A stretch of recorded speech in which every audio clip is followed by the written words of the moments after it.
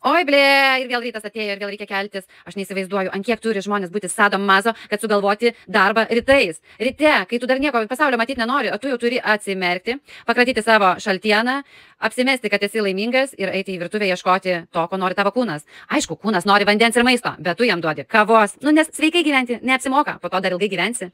Po to pasižiūrėjus iš TikToko bajeriukų padarau va tokį op. Oi, Jėzus Marijutė, nieko vaizdas nepasikeitė, tik pasidariau panaši į gobliną. Jop, tvaimat, va čia tai gyvenimas. Po to, surauktų snukių, visą nepatenkinta gyvenimo eini į lauką ir jibat, saulė šviečia. Tai negalėsiu oficialiai dabar huėsosinti ir nekesti viso gyvenimo, nes taip pat turiu būti laiminga, dėl to, kad sauliukas. Oh my god, blogiau ir būti negali, kaip nesiseka, tai nesiseka.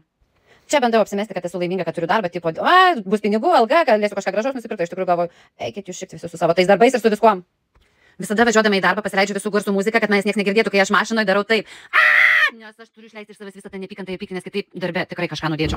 Kaip nervina, kai šviečia saulė, jau geriau lytų lietus ir aš galėčiau apsimetusi, kad oras įtakoja blogą nuotaiką, suraukus snukį visus huėsosinti.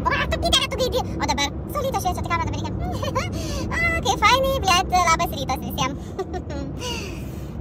Oi, tik prašau be pavydo, kad pusrytėlius valgau savo ofise. O ką, neprašiau už Michelin. Ir tada jau prasideda judesiai už pinigus, pinigų kalikla. Brum, apsimeti, kad viskas gerai, įjungi šipseną, paskui ją išjungi, galvoji, nėra čia ko, niekas nenusipelnė.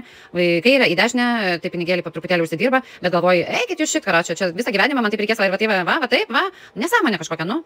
Važiuodama kalnais ir miškais, užsimiršti, kad veži klientus ir pradedi jam garsiai dainuoti. Nemylėjau tavęs, bet tikėjau labai. Paskui prisimeni, kad dar turi žmonių be savęs, pasidaro žiauriai gėda, susigėsti, išjungi savo lūpas, sėdi tyliai ir galvoji, o dieve. Turint laisvą minutę nuo vairavimo, patrepsiu aplink savo ofisą, kad kojas į šikną nesulystų, nes tai besėdint iš vis kašikas užaugs kaip daržinės vartai. Bet vis tiek toliau sėdžiu, pasižiūriu, kur tik tai galima atsisėsti ten ir atsisėdu. Tokia jau ta vairuotojų dalia, kaip mes visą laiką sėdim. Pyst ir atėjo pati linksmiausia dienos dalis, kai darbas baigėsi. Raktai pakabinti, ate. Dabar jau turėčiau būti laiminga, džiaugtis gyvenimu, bet hui, taigi aš gyvenu Norvegijoje. Dėl ko, blėt, čia džiaugtis, jeigu aš neratovoju? Dėl ko? Vis tiek surauktus snukiu toliau važiuoju ir galvoju, eina visas pasaulis fujum. Ir šiaip, esu gimusi visko ir visų nekesti. Todėl, kaip sakant, užsiknyskit, myliu jūs, bičiuoju, su jumis buvo Lina Leila.